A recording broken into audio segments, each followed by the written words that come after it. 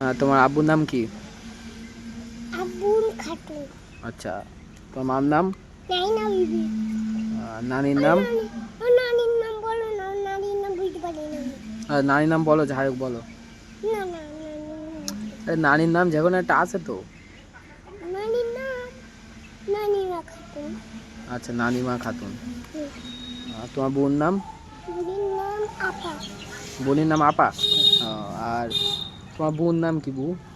বুর নাম বু। বোন নাম বউ। বু খাতুন। বউ খাতুন। আচ্ছা, তা দুপুরে ভাত টাত খেয়েছো? কি দিয়ে? গোশ দিয়ে। গোশ?